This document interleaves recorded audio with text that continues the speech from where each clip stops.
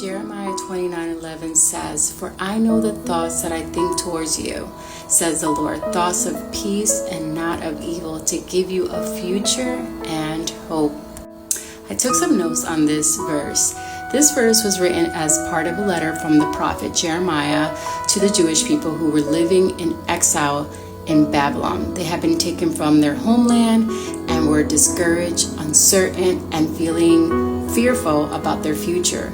Through Jeremiah, God reminded them that God was in control and there was a plan and a purpose for everything that was going on.